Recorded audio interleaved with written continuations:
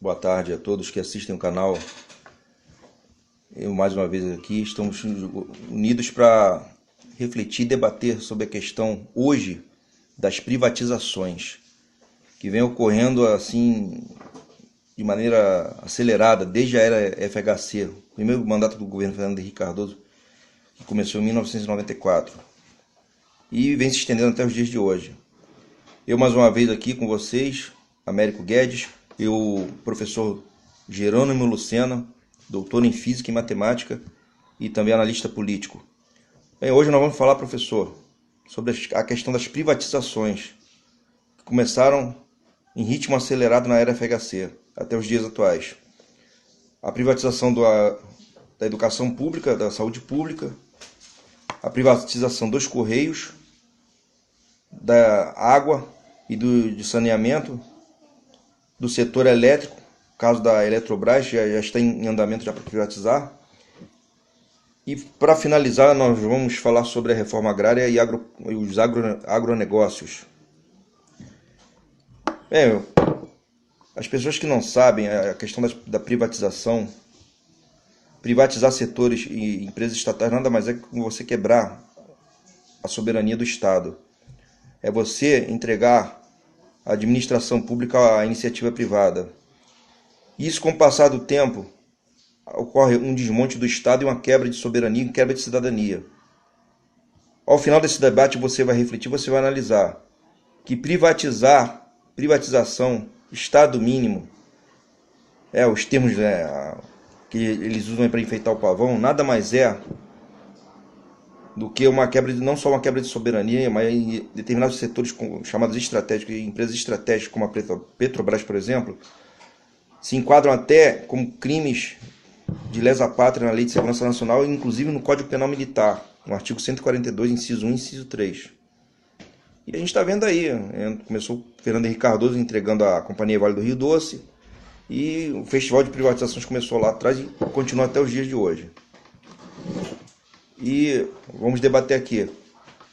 No final você vai compreender e entender que esse regime que estão nos impondo, estão obrigando a gente a aceitar isso aí, nada mais é do que uma anarquia. O que é uma anarquia? Uma antiga filosofia política que dizia o seguinte: o Estado é um mal, deve ser abolido, desmontado, substituído por grupos associados. E esses grupos hoje em dia nada mais são que empresas privadas, cada um defendendo seus interesses próprios. Então, começando, professor, a questão da educação pública.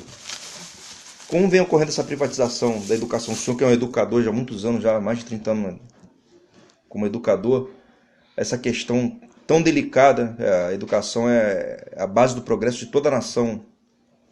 Qualquer país desenvolvido, ele tem que investir em educação. Então, para a gente ser alguma coisa, tem que investir em educação. Uma questão tão delicada como essa, a gente vem vendo aí sendo sucateada ano após ano, a educação. Como o senhor, como um educador, coloca e pode dar uma explanação para a gente da gravidade da situação de sucatear o ensino público e entregar tudo à iniciativa privada, e a gente está vendo isso aí, a bandalha que está virando o país. Agora vou passar para o senhor a palavra. E a palavra é sua, professor Jerônimo Lucena, boa tarde. Boa tarde. Bom, olha só, o cidadão, ele, às vezes, vamos pegar aqui um momento agora aí. O Bolsonaro, ele entrou aí no governo e a primeira frase dele falou que ia destruir tudo. Realmente, o político, quando ele diz que vai fazer coisa boa, não faz. Mas o Bolsonaro, que é um político canalha, pilantra e que não presta, realmente está cumprindo tudo que ele não faz, que é o que não presta, né? Inclusive está levando, passou de 1 milhão de pessoas que morreram nesse país em função da Covid, que ele jogou a saúde ao abandono. Então o que é que o cidadão, ele parece que por revolta, ele tem uma inveja do funcionalismo público, porque a coisa funciona assim, olha só, veja bem, quando o sujeito está na iniciativa privada, Ele chama o funcionalismo público de vagabundo, que ganha benesses do Estado, que ganha salário alto e que ganha mais do que ele da iniciativa privada. Bom, mas fazer concurso público, isso aí é um direito de todos. É só você pegar, estudar e com a sua competência você vai lá e passa no concurso público. Mas não, parece que aqueles que não conseguem virar um funcionário público, ele passa a fazer o quê? Ele passa a ir contra o funcionalismo público. Esse que é bem da verdade. Mas ele não sabe, né? Ou se sabe, finge que não sabe, que quem atende ele não há serviço, os serviços públicos, ele não trabalha sem um funcionário. Todo serviço público precisa de um funcionário. E todo cidadão, qualquer cidadão, seja ele de qualquer nível, ele precisa da justiça, ele precisa da saúde, ele precisa do judiciário, ele precisa da água, ele precisa do saneamento, ele precisa de tudo que é público. Então você ajudar a destruir o Estado e pensar como imbecis, como um presidente que nós temos no momento, que faz a desgraça do país e fica batendo palma, isso é realmente sinônimo de uma loucura. Então, o que eu quero dizer é o seguinte, olha só, vamos analisar aqui o que significa o Estado para o cidadão e o que significa a sua vida diariamente. Olha só, você trabalha, tem o seu emprego, o que você tem? Você tem que formar um acúmulo de poupança para você chegar sempre nas horas que você tiver precisar, você tem uma reserva. Então você tem que ter alguma garantia para você se reservar para não poder passar necessidade. Né? Então quando você pega o seu salário, só aquele seu salário ali, quando muitas vezes não é o suficiente, você tem que reservar um dinheiro. Como é que funciona o Estado? O Estado funciona da mesma maneira. Você tem um Estado, mas o Estado tem que ter um patrimônio. Como é que é feito esse salário? Como é que é arrecadado esse dinheiro do Estado? Esse dinheiro do Estado é arrecadado através de tributo para poder gerar serviço público para você. Se esse Estado ele não tem esse dinheiro, esses impostos, para poder gerar o serviço público para você, você não vai ter Estado. Então é a falência do Estado. Então olha só, e se o Estado ele não tem a garantia, o que significa a garantia do Estado? De patrimônio. Você tem que ter um banco público, você tem que ter empresa de eletricidade pública, você tem que ter uma empresa de água pública, você tem que ter saúde pública, você tem que ter educação pública. Primeiro, porque o Estado tem a obrigação de fazer isso. E segundo, que é a garantia do próprio Estado de dar sobrevivência a todo cidadão. E se o Estado passa a querer vender tudo, querer entregar tudo em iniciativa privada, o cidadão vai virar escravo da iniciativa privada. E o que a iniciativa privada vai fazer? Ela vai destruir tudo a que não interessa a ela, porque a visão deles é especificamente de lucro, nada mais. Então o cidadão que se dane. A lógica é essa. Então quando o cidadão fica torcendo para quem fica vendendo as coisas públicas, lá na frente quem vai pagar é ele. Nós temos exemplo aí do sistema de telefonia que foi vendido, nós temos agora que foi vendido o sistema de água e por aí vai. Bom, então, partindo primeiro da educação, olha só, quem é que investe, quem é que tem o maior investimento em educação? É a educação pública. A educação privada ela não tem. Olha só, eu já dei aula com turmas que tem 60 alunos dentro de sala de aula até 70. 70 alunos dentro de sala de escola privada. Olha só, como é que o cidadão ele tem dinheiro e paga com uma escola privada que tem 60 a 70 alunos dentro de sala de aula. Espera aí, vamos aqui o seguinte. Segundo a norma da educação, uma turma ela deve ter de 20 a 35 alunos. Isso está dentro do Ministério da Educação, a determinação do MEC é essa. Uma turma tem que ter de 20 a 35 alunos. Essa é a média. Eu já dei aula até com 12 alunos, 15 alunos dentro de sala de aula. Agora, a iniciativa privada, ela não interessa uma turma que tenha menos de 50 alunos. Então, peraí, você está pagando uma escola particular para ter um maior quantitativo de alunos dentro de sala de aula que aumento de aluno dentro de sala de aula significa menor capacidade de aprendizagem. Eu costumo sempre dizer o seguinte, olha só, um professor, ele dá 50 minutos de aula. Se na turma, vamos imaginar que a turma tenha, não vou lhe dizer nem que tenha 50 alunos, vamos dizer que tenha 40 alunos. Se todos os alunos tiver dúvida ali, ele não pode tirar dúvida. Ele talvez consiga tirar dúvida de 4 ou 5 alunos. Ele não tem mais como fazer isso. Por quê? Porque você não tem mais tempo, teu tempo acabou.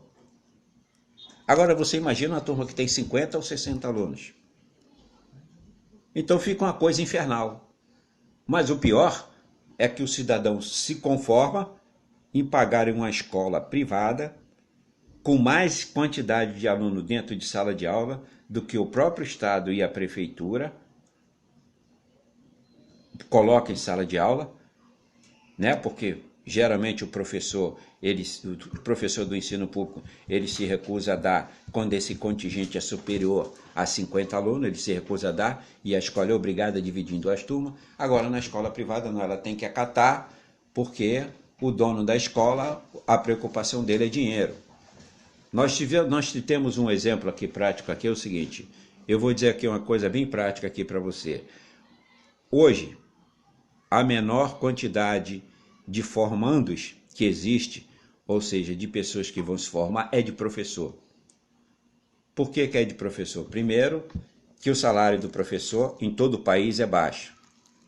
Segundo lugar, que nenhuma faculdade hoje, ela se interessa. As escolas hoje de licenciatura que autoriza o professor da aula, essas escolas hoje, a maioria é pública, porque a escola privada, as universidades privadas não têm praticamente mais esse curso. Por quê? Porque começa uma turma inicialmente o ano com 80, vai diminuindo para 50, para 40, quando chega a 35 ele para. Ele acaba com a aula. Então veja bem se você entende. Eu sou uma universidade X, vou formar a turma de professores. Inicialmente começo com 80 professores estudando.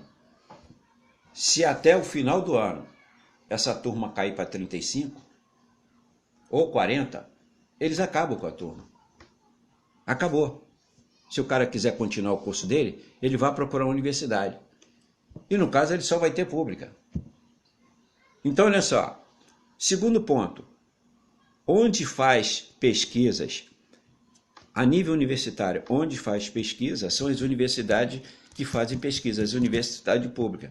Que as universidades privadas, elas poucos fazem pesquisa, só fazem mais pesquisa de cunho de interesse econômico quando algumas empresas solicitam. Porque quando a pesquisa é feita do lado da ciência, que leva um maior número de anos para se aprofundar na pesquisa e concluir esses cursos, as universidades privadas não se interessam.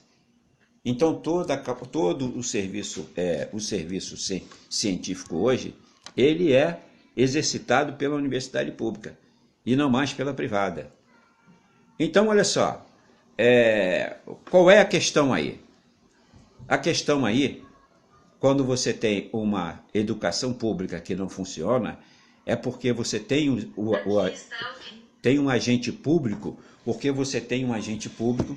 O que é ser agente público? É o secretário de educação, é o prefeito, é o governador, é o presidente, que pega essas verbas da educação e fica desviando essas verbas.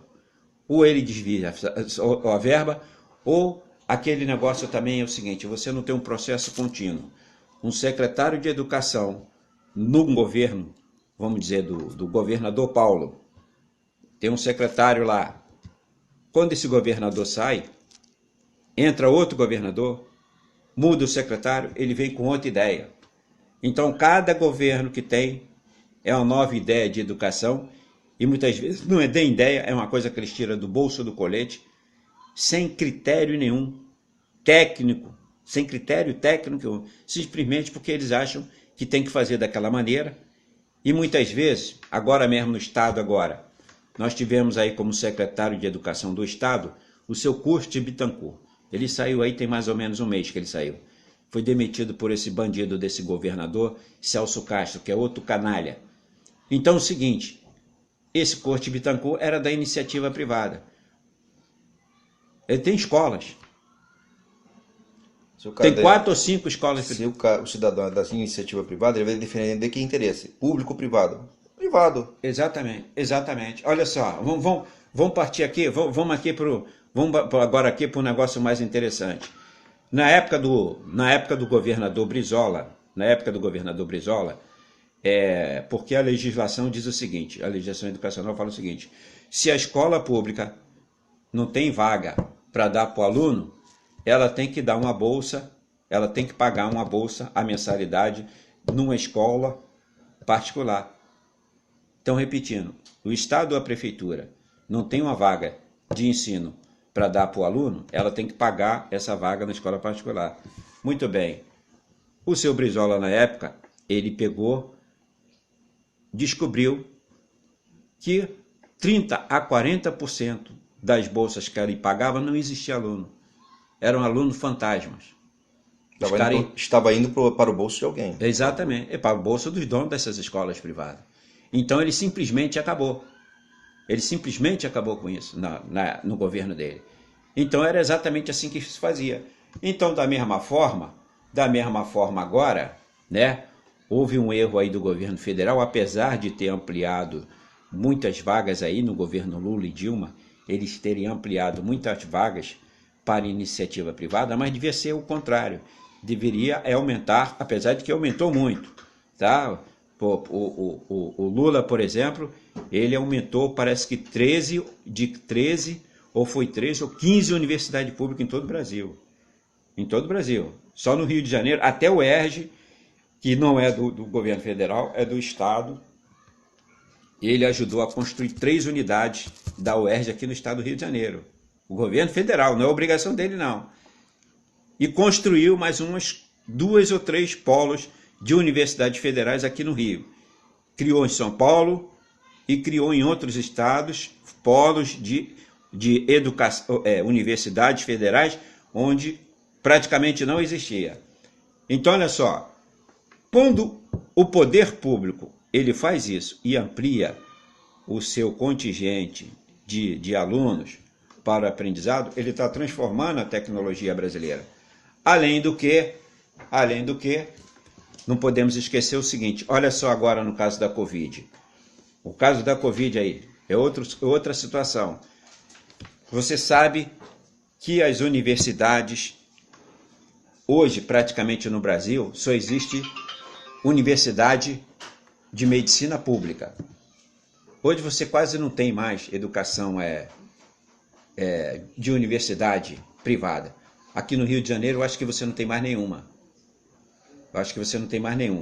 Mas é tudo... Universidade de medicina é praticamente pública. E o que essas universidades públicas de medicina faziam? Ela dava atendimento às pessoas. Tem um hospital... Quem está vendo a televisão está vendo que o hospital... Inclusive para treinar os estagiários de medicina para preparar eles para o mercado de trabalho na área de saúde. Exatamente. E eles dão atendimento. Eles são hospitais públicos da universidade que dá atendimento à população. Quer dizer, quando o governo federal ele reduziu a verba dessas universidades, ela impediu que se fizesse o atendimento das pessoas nos hospitais públicos das universidades. Olha só, das universidades. Quer dizer, você pode ter atendimento nos hospitais públicos, estadual, municipal, e pode ter hospitais federais que são das universidades. Houve a redução da verba da educação nessas universidades, consequentemente, houve a redução no atendimento ao serviço público. De saúde. Exatamente. Inclusive, nós tivemos aí, coisa de um mês e pouco atrás, se não me engano, uma reportagem no Jornal Nacional da Rede Globo, abordando essa questão do abandono das universidades federais e dos hospitais federais pelo atual governo. E a Rede Globo, no caso, mostrou com destaque a Universidade Federal do Rio de Janeiro, a famosa UFRJ, um total descaso, um abandono total. E como o professor citou aqui, como consequência, o abandono também da saúde pública, ligada a essas universidades. Vários hospitais aí praticamente não estão funcionando. E a própria Rede Globo mostrou aí até pouco tempo aí aquele de Jacarepaguá, que eu esqueci o nome no momento, não me recordo. É o único hospital. Cardoso Fonte. Isso, o único hospital federal que no momento está com a emergência funcionando e atendendo a população, e ainda assim em condições precárias. O que prova o quê? É que entra governo, sai governo, e é o que a gente vê aí, o abandono total da educação e da saúde, que são dois setores vitais para qualquer nação progredir, para gerar emprego, gerar renda, gerar qualidade de vida também para as pessoas. Mas o que acontece é que esses políticos, entra político, sai governo, eles só pensam no quê? No lucro, no poder, e tão pouco ligando aí para a questão da qualidade de vida do cidadão que paga impostos para manter a máquina do Estado funcionando, para eles próprios receberem seus salários. Quer dizer, é uma coisa assim, absurda.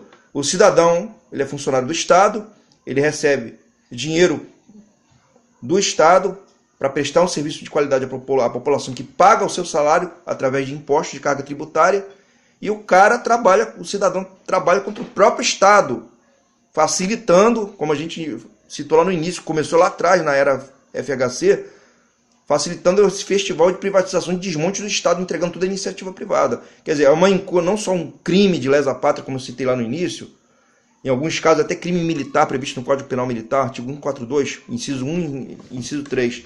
Além de ser crime, é uma questão vergonhoso para o Brasil. Vou citar um exemplo aqui, um país desenvolvido, capitalista de primeiro mundo, desenvolvido, o Japão. No Japão, a figura do professor, que é o profissional que forma outros profissionais, ela é tão valorizada que no Japão, o único profissional que não precisa se curvar diante do imperador japonês é o professor. Porque, segundo o que o imperador determinou, numa terra onde não há professores, não pode haver imperadores. Então, o que nós estamos colocando aqui, a questão da educação, da saúde pública, não é questão de a gente ser sistemático, ser ideologia, nada disso. É uma questão que é fato, é necessidade do povo de qualquer nação para progredir, para prosperar. O governo, o Estado investir na educação e na saúde pública de qualidade. Nós só vamos mudar a nossa realidade social, a realidade que a gente vive no momento desse país, para melhor, se houver investimento sério e dedicado na educação, na saúde pública, resgatando a valorização desses profissionais, que é o professor e os profissionais da área de saúde. Sem isso, não tem nação nenhuma que vai chegar a lugar nenhum, cara. O que está acontecendo no país, eles estão entregando de tudo, privatizaram quase tudo no setor de educação, a saúde através das OS. Eu vou até pedir o professor para fazer uma explanação sobre a questão das OS, organizações sociais. Quer dizer, uma maneira indireta de a prefeitura e o Estado privatizar o serviço público. Eu vou querer até que o professor faça uma colocação sobre isso depois. Então, aí começou esse festival de privatização, privatizar Correio, já privatizaram a água, e agora querem privatizar o setor elétrico. Então, um desmonte total do Estado, uma quebra de soberania, uma quebra de qualidade de vida para o cidadão, e como o professor citou lá no início, lá na frente todos nós vamos pagar por isso, e muito caro. E o que vai acontecer? Que cada um vai virar escravo não só do sistema, como escravo da iniciativa privada, que eles só querem saber de quê? De lucro, mais nada. Eles não querem saber de qualidade de vida, de prestar serviço de qualidade à população. Eles querem saber de lucro. O lucro acima de tudo. Então, professor, aproveitando a oportunidade, eu gostaria que o senhor fizesse mais colocações e citasse a questão das OS, né? Organizações sociais, que é uma maneira indireta de privatizar o Estado e o serviço público em geral e enganar a população. A realidade é essa, enganar a população. A questão é o seguinte, nós temos aí duas guerras permanentes, né? Que isso tem que acabar. Isso já se teria acabado. Aliás, isso não teria nem que ter iniciado, mas foi iniciado porque a população ficou de olho fechado e ficou acreditando em questão de fé e não em questão de fatos, vendo os fatos que de fato acontecem. A gente tem ideia do seguinte, há 20 anos atrás, mais ou menos, 20, 25 anos atrás, você em qualquer hospital público, né? Qualquer hospital público ou posto de saúde, você tinha os funcionários que ele era um funcionário público, né? Ora, qual é o problema do serviço público brasileiro? É isso que você tem que entender. O serviço público brasileiro, a quantidade de funcionário público foi sempre inferior à quantidade que precisa. Sempre inferior.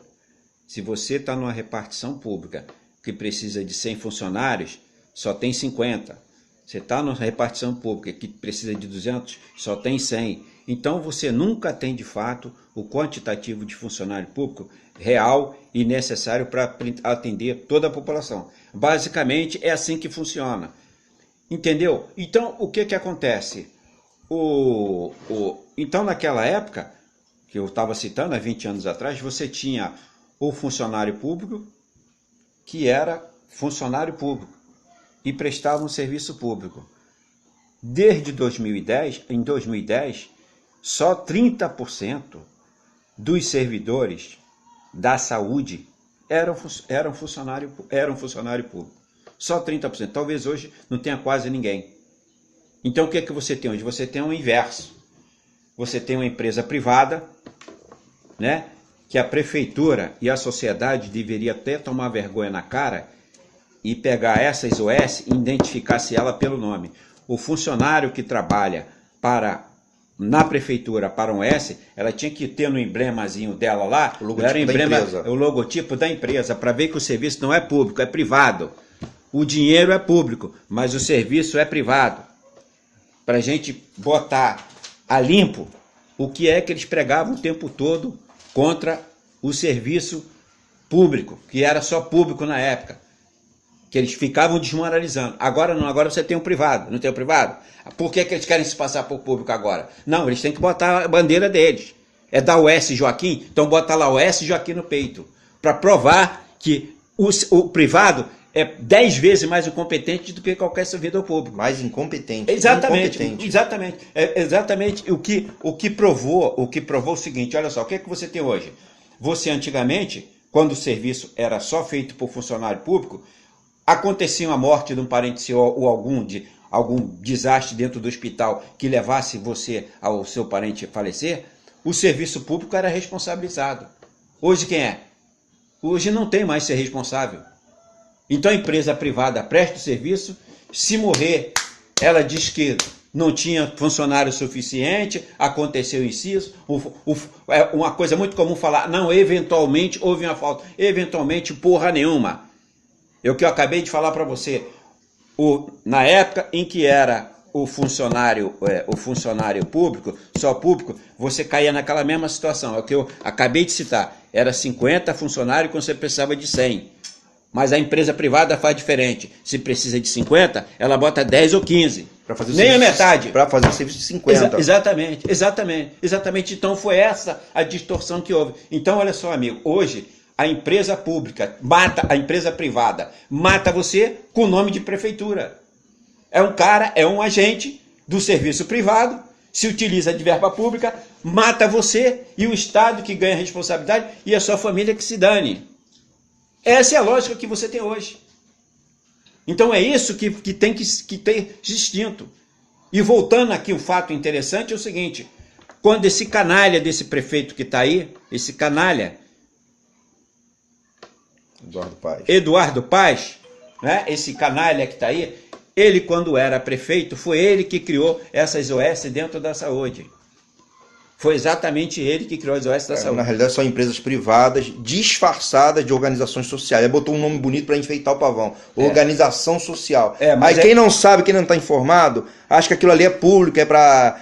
Não, o cara está visando o social. Nada, é uma empresa privada disfarçada de uma organização social. Não, mas ele não utiliza. Não, pior não é, você só sabe que a organização é privada. Você só tem conhecimento que é privada entre a prefeitura e a empresa. Porque o servidor... Você que vai lá no hospital público, você não sabe, para você é público. A gente não sabe. Exatamente. Então o que eu falo para você, bota a bandeira da prefeitura. Você bota lá a etiquetazinha da prefeitura, como se fosse função da prefeitura ou Estado, e no entanto não é uma empresa privada.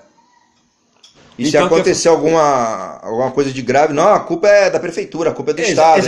Eles vão primeiro tirar o copo fora. Não, aí você ajuda... Ninguém é responsável. Sim, aí você ajuda a comunidade a fazer, sabe o quê? Fala assim, ó, tá vendo aí esse hospital público de merda, esse posto público de merda? Não é público, é privado, amigo. Isso não é feito mais público, isso é privado. O dinheiro é seu, babaca, é público. Mas quem está fazendo é empresa privada. Essa é a realidade que a gente hoje... Então, quer dizer, pegou-se... Quer dizer, o sujeito na época, como eu falei há 20 anos atrás, ele reclamava porque era funcionário público só, né? Mas você tinha um atendimento, ou mal ou ruim, você tinha um atendimento. Hoje não. Hoje você nem atendimento tem e o dinheiro vai para o privado. Essa é a grande realidade que se vive hoje. Então, só para concluir a ideia do Eduardo Paes, então essa questão de botar essas OS na saúde, que ele também tentou na educação, só que ele não conseguiu. Ele queria fazer a mesma coisa na educação. Ele queria botar só professores no município contratado para dar aula. Ele não queria mais abrir concurso. Ele queria acabar com isso. Só que ele não conseguiu. Mas a saúde ficou caladinha, ele pegou, fez. Então ele criou as OS. Só que 10 anos depois, houve um processo do Ministério Público junto com a classe de médicos e conseguiram criar uma legislação para acabar em 5 anos com todas as OS no estado. Onde é que está isso aí? Você não ouve nem falar. Acabou. Esse mesmo pilantra Eduardo Paes, se você pegar lá, você rever lá na propaganda lá eleitoral dele, a primeira coisa que ele falou, que ia acabar com as OS, porque provou que não tem condição de ter OS. Qual é a primeira coisa que você está fazendo? Está fazendo e está cheio de OS de novo. Quer dizer, nós somos constantemente enganados, feito de babacas, feito de imbecis, tomando prejuízo na cara, até com morte dos nossos familiares ou até de nós próprios, e simplesmente a coisa não acontece. Não há uma alteração desse quadro. Se a população, por princípio próprio, não tomar medidas mais violentas contra isso, porque quem pratica a violência são eles, são os cínicos. Vamos parar de culpar o que é violentado, chamar ele de violento e inocentar o que é o violento de fato. Né? Quer dizer, o Estado pisa na minha cabeça, aí você dá porrada no Estado, você é violento. Não, o Estado pisou na tua cabeça. Tu está devolvendo a violência que ele te deu. É isso que a gente tem que tomar cuidado. Porque se passa a ideia de que o culpado é que é o violento. Quer dizer, o que sofreu a violência é que é o violento. E o que praticou a violência, ele não é inocente. Essa é a lógica que nós temos que acabar. Inclusive, só para fechar essa ideia do hospital, agora mesmo na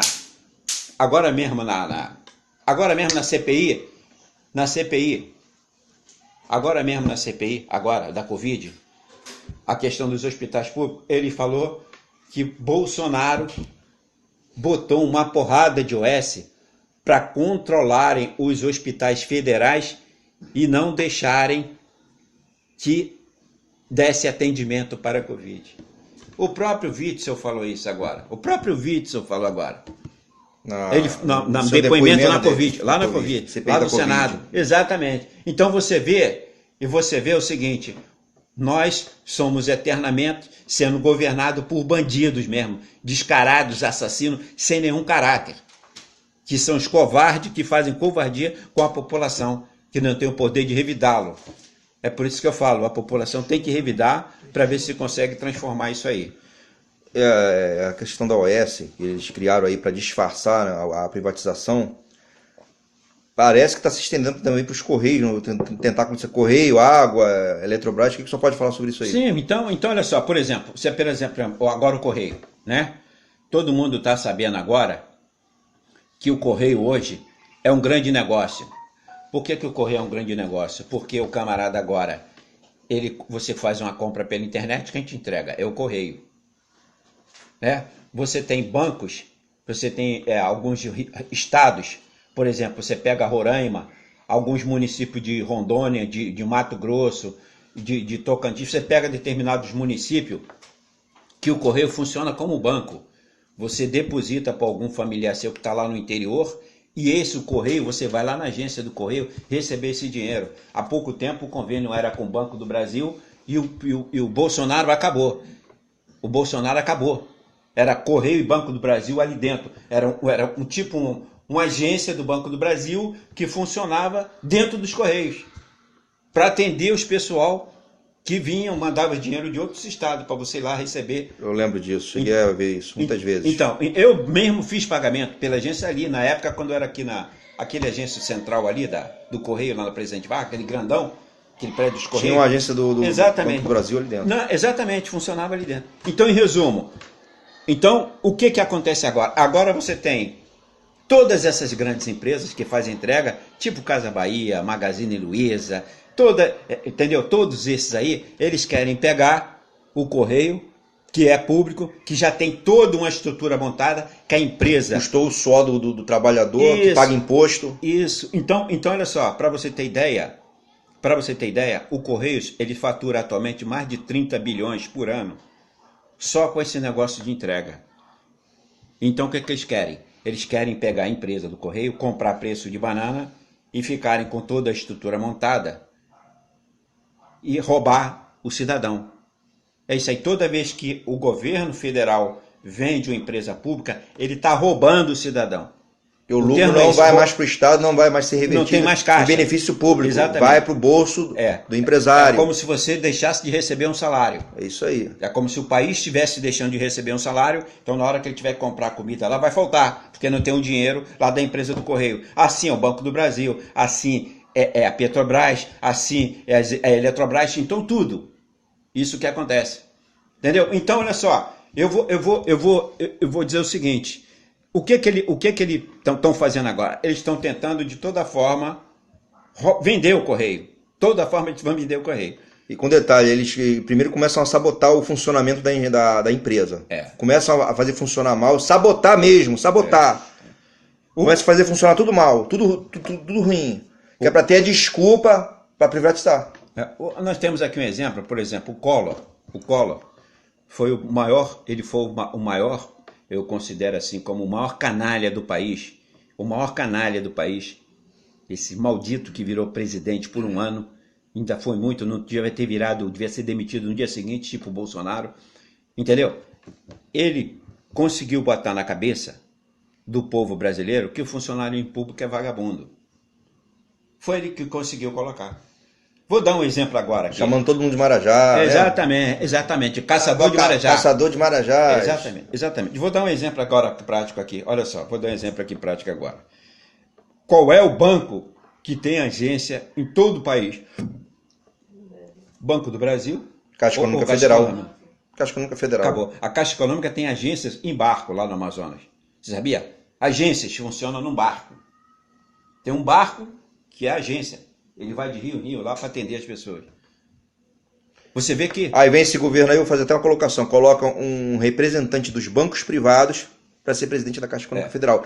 E com outro detalhe, cresceram aí alarmante a quantidade de golpes, roubo de dados, mas isso é crimes cibernéticos dentro da Caixa Econômica Federal. É desmoralizar. Falsificando dados das pessoas, as pessoas estão tendo seus dados roubados e estão tendo seu dinheiro roubado. Eu já fiquei 2 vezes já em fila da Caixa Econômica, uma reclamação atrás da outra. Minha mãe levou golpe, é aposentada, foi receber o pagamento nessa agência aqui, receber o pagamento dela em outra agência lá não sei aonde. Você ouve isso todo dia. Por que a televisão não mostra isso? Por que botou um cara que representa o poder, a iniciativa privada para administrar o poder público, o que é público, a Caixa Econômica Federal? Por quê? E ninguém fala nada. Mas basicamente, olha só, tem um detalhe aí que você talvez você não saiba. O Bolsonaro, ele sobrecarregou a Caixa com atendimento, para justamente a Caixa não ter capacidade de atendimento, para justamente vir um processo de desmoralização. Para você ter ideia, olha só, o que acontece? Quando houve a questão agora do Bolsa, dessa Bolsa aí que deu o auxílio emergencial. Vamos pegar isso aí. Olha só, o Lula e a Dilma ficou no governo aí durante 14 anos. Você via alguém dizer? Você via alguém dizer que foi na Caixa e não recebeu? Que a Bolsa Família não estava lá? Quem recebeu, você via isso? Alguém tinha um outro picareta, como sempre tem em qualquer sistema bancário, tem, como a gente vê, como eu tenho, como você tem, mas você via constantemente isso? Não. Agora você vê... Uma reclamação atrás da outra. Agora você vê uma reclamação que você... Pessoas até de família, inclusive dos militares. Lembra dessa historinha dos militares? Que se o Bolsonaro deu o Bolsa Família por militar, que não podia receber, era quem estava sem salário, ele deu Auxílio Família. E tinha empresários que receberam Auxílio Família. O cara acha que isso aí é só uma questão. Que dessas pessoas que não foram presas?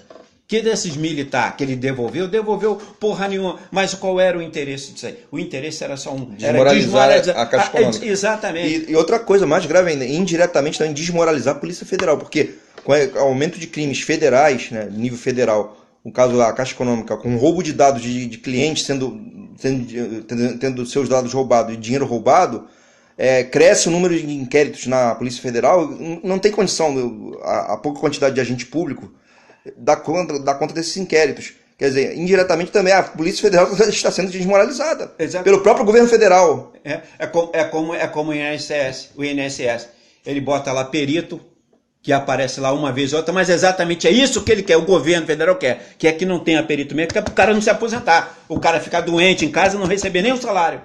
Essa porra desse maldito governo, exatamente isso que está. Ele cria o inferno em todos os lugares que ele pode. Ele cria o inferno. Então você vê, por exemplo, eu sou correntista da Caixa. Desde que começou esse auxílio emergencial, você não consegue entrar na Caixa para ter um atendimento. Você não consegue ter atendimento na Caixa. Desde que começou, filho. Eu tenho que ir lá na Caixa e não vou. Há 2 anos que eu não consigo. Você não consegue entrar na Caixa porque você não tem como entrar, porque pela fila que você vê lá. Você vai lá agora de novo, agora. Hoje. Eu mesmo, o Marlon, passamos aquela fila, sabe? Feito minhoque, o caramba. Quer dizer, exatamente o que é que ele faz. Mas aí, olha só. Não significa dizer que a Caixa não quer atender. Ele manda... determina que o supervisor não faça atendimento, que é para você ficar com raiva da Caixa, você como cliente, e sair da Caixa. E concordar com a privatização. Exatamente, esse é o esquema. Uma sabotagem, que eu falei lá no início. Primeiro eles sabotam, faz funcionar mal, faz com tudo funcionar mal. De todas maneiras. Aí vem as propagandas enganosas, desmoralizando a instituição, a empresa estatal, depois vem aquela conversinha fiada, aquele sofisma tem que privatizar que vai melhorar. Aí um monte de burro, imbecil, ignorante, analfabeto político, que está sendo lesado e está concordando com aquilo, abaixando a cabeça. Não, tem que privatizar mesmo. É isso aí. Mas aí é que eu falo, é o próprio cara que, primeira coisa, ele não sabe o que é nem serviço público. Segundo lugar, ele não sabe nem o que é serviço público. Se ele soubesse o que é serviço público, ele deveria estar lamentando quando o governo falasse em privatizar. Né?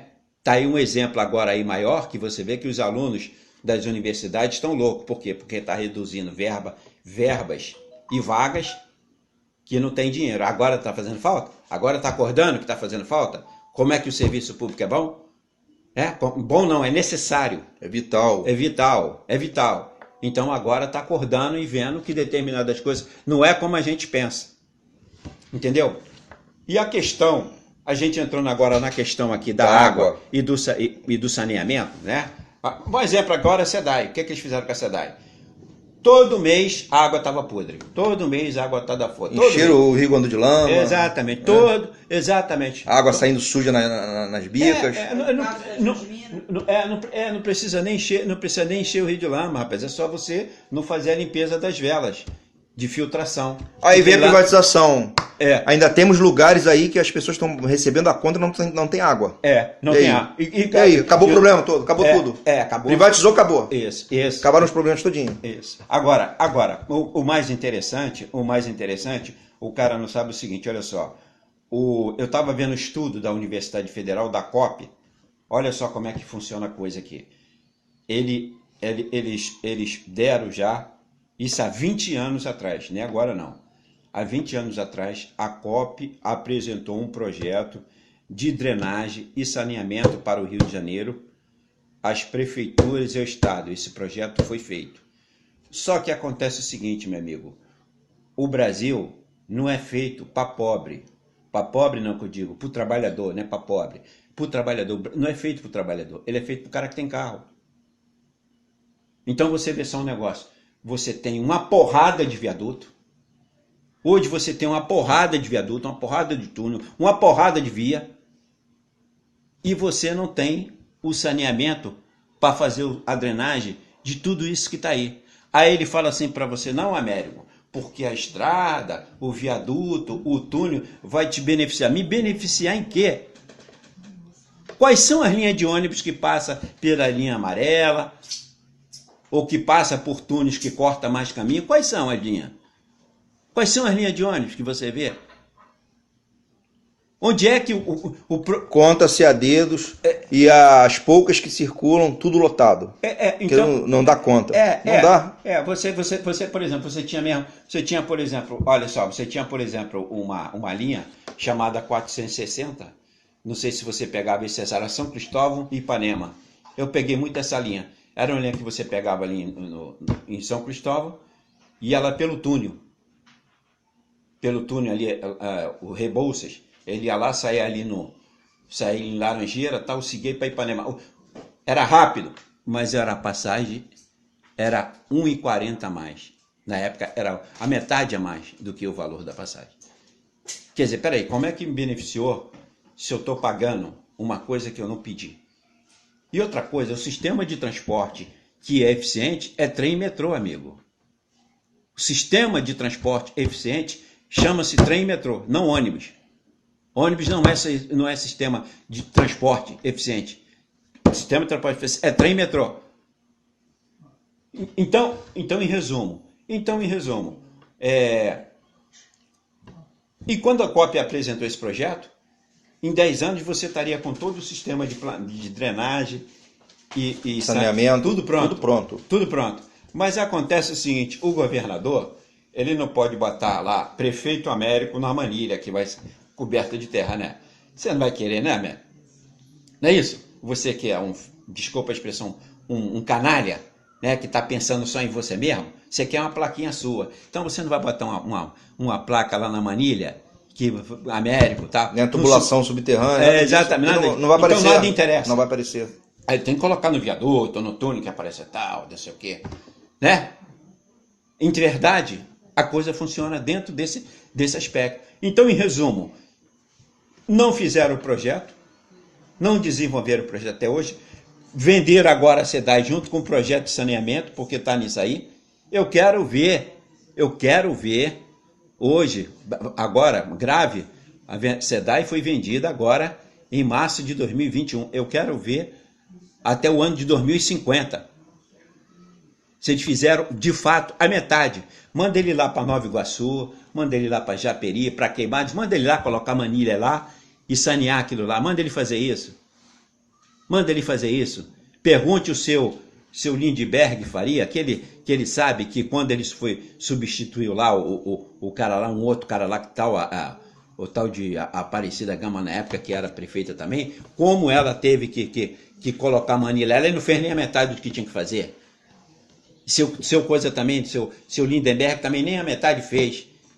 Então, em resumo, eles sabem que tem que trabalhar bastante e pegar o dinheiro e parar de ficar dando a empresa privada para fazer esse processo de saneamento. E isso eles não querem. É um investimento que vai ter retorno. Exatamente, mas isso eles o bem-estar. Para todos, e bem-estar, e qualidade de vida, que eu falei lá no início, qualidade de vida. E fundamental, saúde.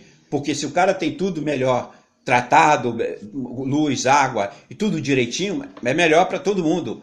Saúde. Menos pessoas doentes e vai ser até lucro para a saúde pública também. Exatamente. Faltou alguma coisa aí? Não, né? A questão da Eletrobras, professor. O sistema Eletrobras. Né? Já foi feita uma reunião no Senado Federal há pouco tempo e... Privatização. Foi viabilizado o processo de privatização do setor elétrico, do sistema Eletrobras no Brasil, aqui no Brasil.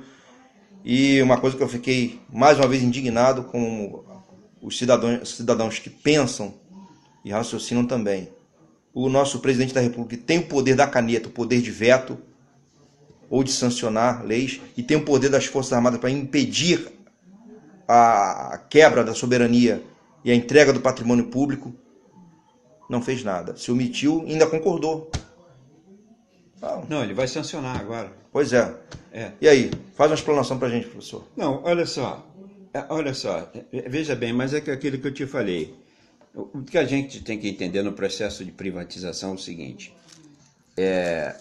Nós já fizemos um vídeo, eu já fiz uns 3 vídeos falando desse mesmo assunto. Você sabe por que essas empresas também estão tudo sendo privatizadas? Tem mais uma explicação, além deles quererem destruir o Estado. Observa bem o seguinte, nós fizemos um vídeo, não sei se você está lembrado, que eu falei que tinha mais de 2 trilhões lá fora, em paraísos fiscais. Lembra que eu falei que no governo Dilma, ela tentou trazer 700 bilhões de dólares e não conseguiu chegar aqui, porque derrubaram ela também, não conseguiu chegar aqui 80 bilhões de dólares. Todos esses dinheiro estão em quê? Então, eles estão em paraísos fiscais. Né? Estão em paraísos fiscais. Então, o que esses caras estão fazendo? Olha só, uma coisa que a gente tem que entender também é o seguinte, uma outra coisa também que pregam pra gente, mas que não é real. Que o estrangeiro está vindo aqui comprar tudo. Não, não é estrangeiro não, amigo. Não é estrangeiro que está comprando tudo aqui. Não é. Paro com isso. Eu vou explicar a você de uma maneira geral, para você entender. Depois a gente pode especificar em função do que houve realmente dentro dessa lógica aqui, entendeu? Dentro dessa lógica aqui das privatizações. Olha só, com a Dilma, no governo Dilma ainda, veio 80 bilhões de dólares. Preste atenção, veio 80 bilhões de dólares. Agora, porque o que a Dilma fez? A Dilma pegou, estava dando isenção dos 25% de multa por ter levado o dinheiro lá para fora. Então, o cara entrava com esse dinheiro, tinha que pagar só metade dos 25. Entrou só 80 bilhões. Eles deixaram lá fora. O que acontece? Já pensando em Bolsonaro, o que está acontecendo agora no governo Bolsonaro, já a partir do Temer? Isso já começou já no Temer, já. Eles começaram a comprar o patrimônio público, esses brasileiros. Porque, olha só, amigo, bota uma coisa na tua cabeça. Estrangeiro, vou perguntar a você, você vai lá para a Alemanha para comprar empresa alemã lá? Se você é um cara que é brasileiro, você não vai. Em Portugal não vai, claro no Japão não vai, na China não vai. Por que você não vai? Não vai. Mas por que você não vai? Você sabe por que você não vai? Porque você não conhece aquilo ali. Ali não é território seu, amigo.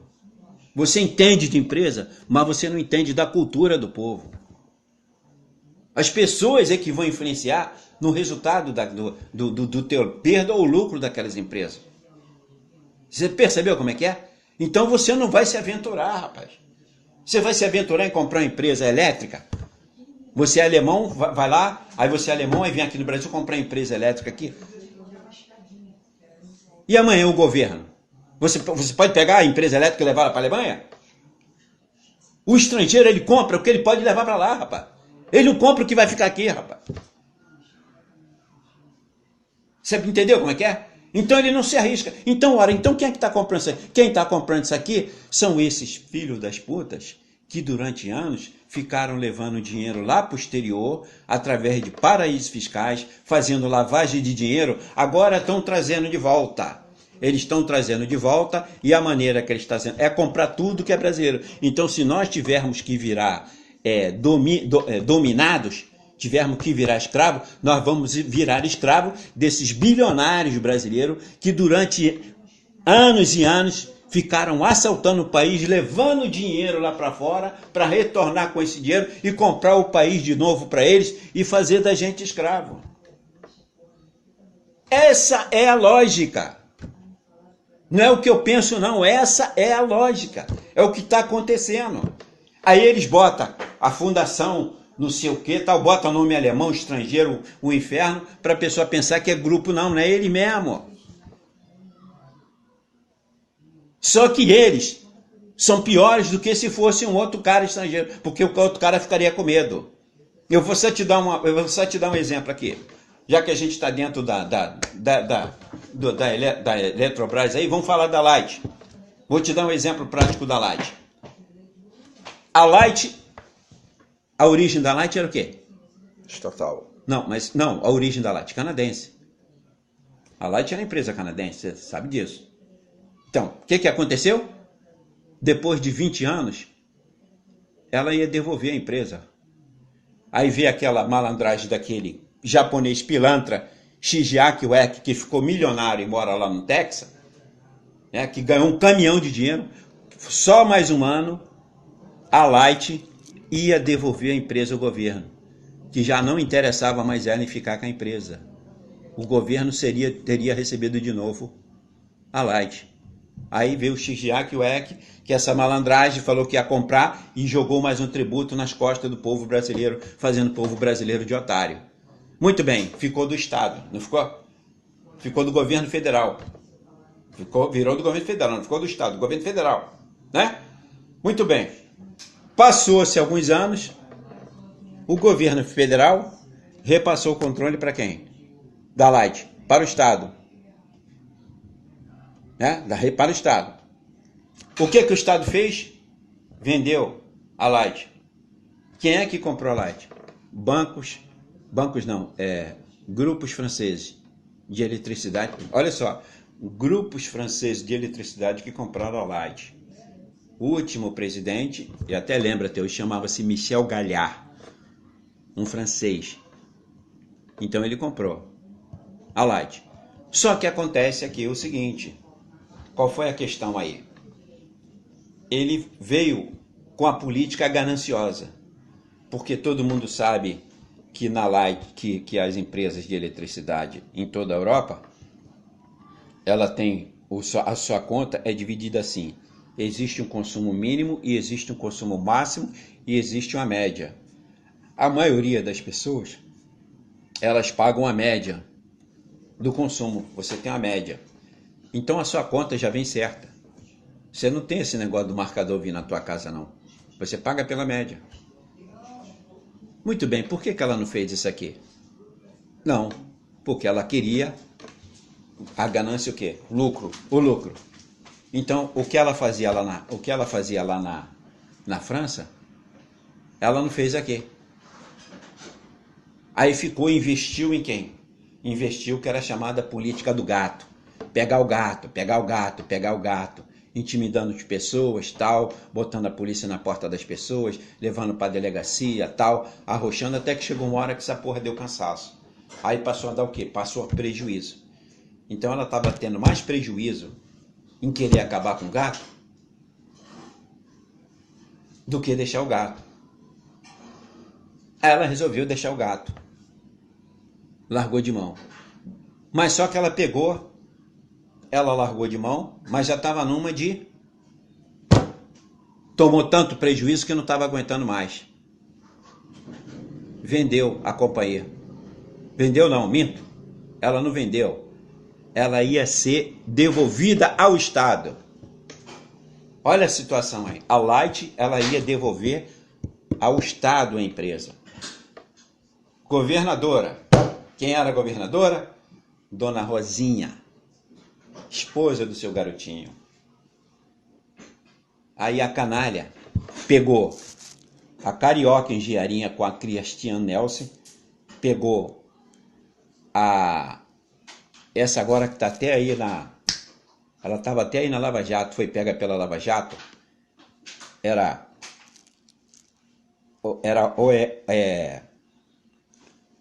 Carioca Engenharia, Christiane Elce, que a Christiane Elce também, porque a Carioca Engenharia comprou a Christiane Elce, empresa de engenharia. Aí veio a Queiroz Galvão comprou, e a do cara que era parceiro aí da corrupção com Cabral. Então, parceiro da firma de engenharia, como era o nome? Ele parceirão do Cabral, agora na corrupção, que foi preso também. Então foram essas 4. Aí o que eles fizeram? Eles fizeram um acordão com a Rosinha, aí patrocinaram a campanha dela, essa empresa francesa estava devendo 1 bilhão. É Andrade Gutierrez. É isso aí, Andrade Gutierrez. Então era C5, Andrade Gutierrez. Aí, resumo, moral da história. O Estado, ele poderia tomar light para ele. Acabou. Tomava light para o Estado, é do Estado. Ia virar empresa estatal, de novo. O que Dona Rosinha fez? Fez acordo com essas empresas de engenharia, financiou, calou a boca e ela foi reeleita. Você percebeu? É esse território de bandido que a gente vive, rapaz. Milícia, isso aí não quer dizer nada. Só consequência. Em relação ao que eles fazem. A gente fica preocupado com milícia, fica preocupado com o bandido que está preso, que não sei o quê. E os assaltantes estão aqui, tá lá no palácio do governo. Esse governador agora que está aí, esse Celso Castro, isso não vale nada de ser um bandido, rapaz. Protegido pelo Bolsonaro, rapaz.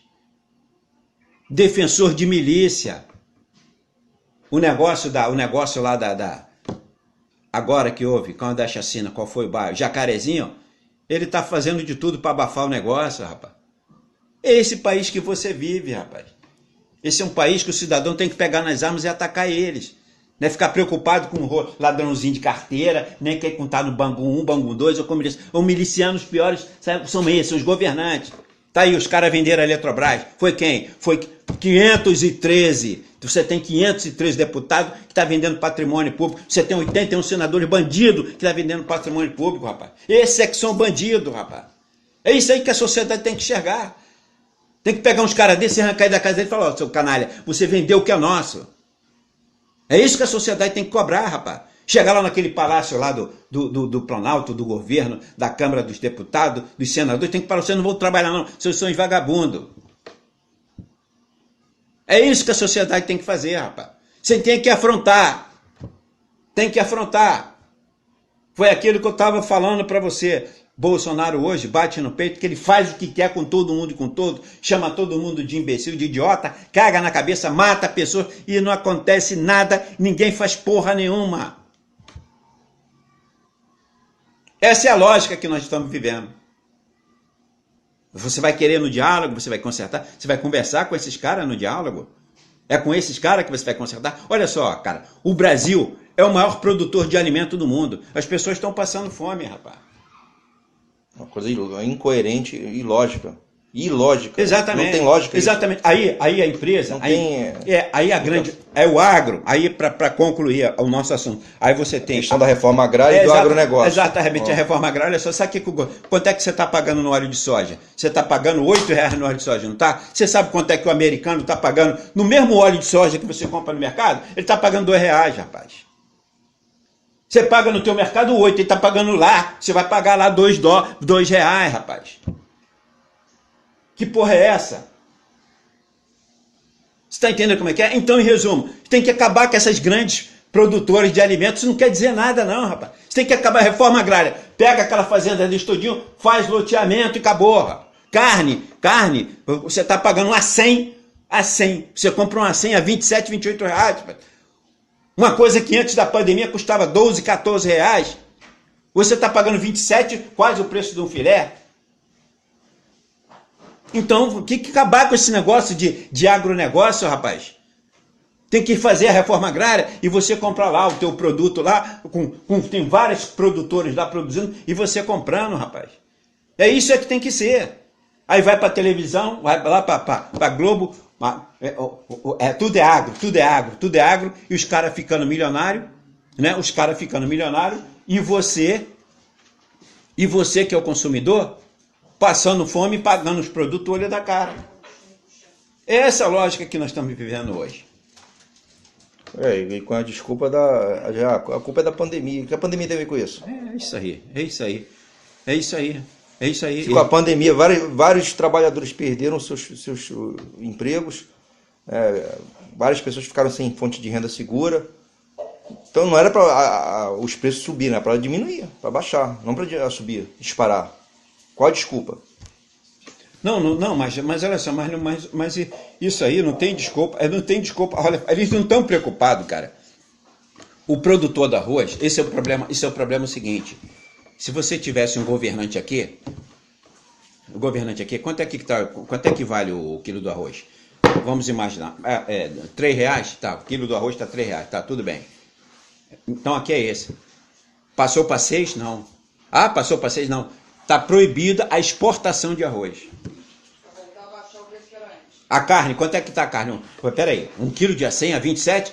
Está proibida a exportação da carne. Você não vai, vocês estão proibidos. Se vocês tentarem exportar, o governo federal vai intervir na fazenda de vocês. Vamos acabar com essa porra. É isso que tem que ser feito. E, no entanto, o produtor do arroz, o produtor da carne, ele quer mais é que você se foda, morra de fome, rapaz. Está preocupado com que você não está podendo pagar arroz ou comprar carne? Que se dane. Ele não está nem aí, rapaz. Aí aí você vê na televisão, né? Você vê na Globo, todo dia você vê a propaganda, gera isso, gera aquilo, gera porra nenhuma, rapaz. Primeiro lugar, quando o cara vende o arroz lá para fora, ele vai sem imposto nenhum. Para ele vender para você, ele paga imposto. E para ele vender lá para fora, ele não paga imposto nenhum. Aí a gente pagando imposto, obviamente, vai repassar o preço do consumidor. Exatamente. Entendeu? E eles passam o preço que eles querem, rapaz. A questão é essa, é porque, olha só, é o que eu falo para você, se deixar a coisa continuar nessa situação, observa bem, o que o cara fez agora? O que você está vendo agora? O cara está deixando de comer arroz.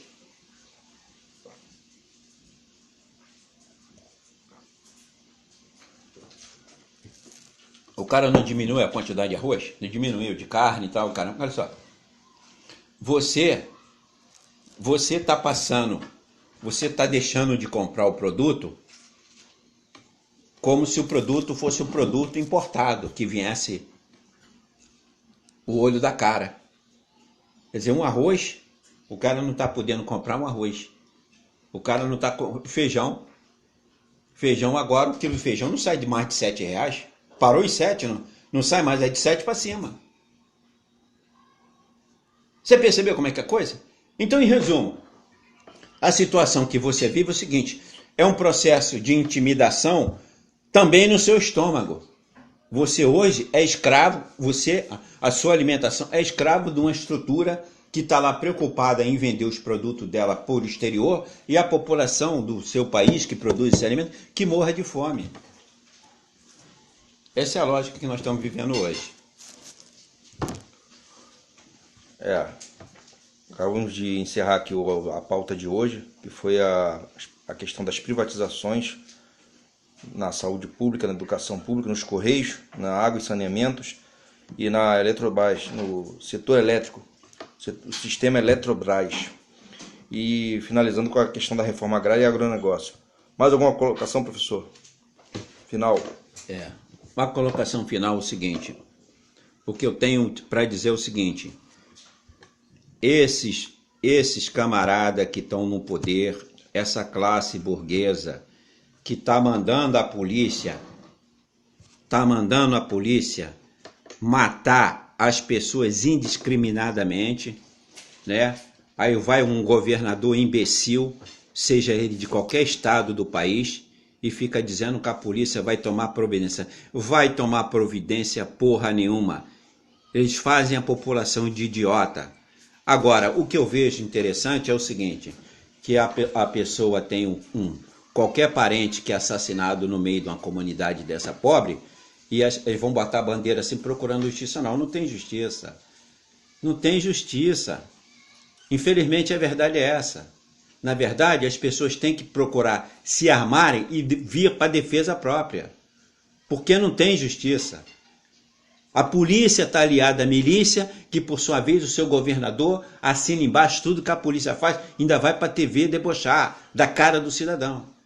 Esse estado que você vive é um estado assassino. Um presidente que você vai perguntar um presidente da República que você vai perguntar o que é que ele acha das 500 mil mortes, ele diz que não pode fazer nada, que ele não é coveiro. Quer dizer, é um deboche 24 horas por dia. Quer dizer, humilha. A situação de humilhar a população. E agora, essa classe que domina esse poder econômico, que eu falei isso em vários vídeos e volto a afirmar, o Brasil tem 210 milhões de brasileiros. Quem manda nesse país são 2 milhões. Os 208 ficam batendo palma para eles verem. A gente tem que inverter essa lógica, tem que inverter esse papel. Nós, como trabalhadores, cidadãos de uma maneira geral, temos que bater na mesa e falar assim, ó, acabou. A festa de vocês acabou. A gente tem que fazer que nem foi feito na Rússia. Quando houve lá que retiraram aqueles czares da Rússia que estava no poder, o governo que assumiu liquidou, fulminou com todos eles. Acabou com toda aquela burguesia podre que passava o tempo todo explorando a população e matando as pessoas de fome. Então é essa coisa que a gente tem que ver. A gente tem que virar a mesa.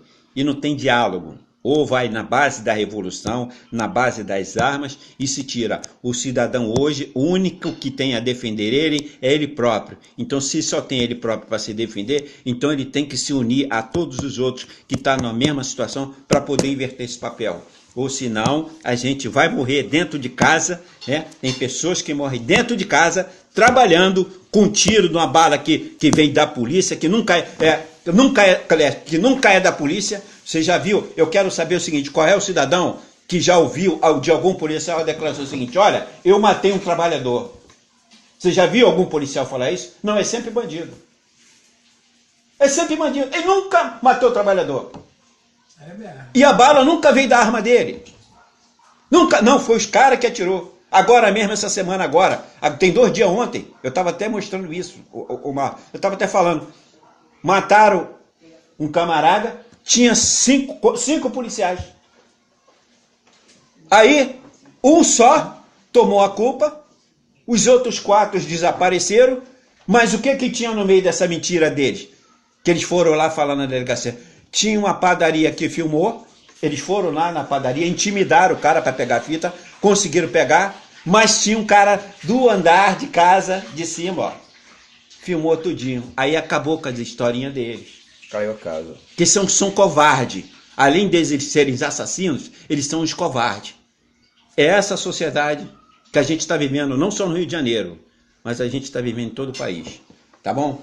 Então eu volto a dizer, a questão é, ou o povo assume a sua responsabilidade, ou pagaremos com a nossa própria vida toda essa desgraça que está vindo a caminho. Como o falecido doutor Enéas avisou lá atrás, tudo isso que está acontecendo agora, o desmonte do Estado, a anarquia generalizada, norte a sul do Brasil, e os resultados disso aí estamos sentindo na pele. Obrigado aí mais uma vez, professor, obrigado a você que assiste o canal, que nos ouviu. Tenha uma boa noite e até a próxima. Professor, palavras finais. Então é isso aí, um abraço aí a todos os que nos assistiram.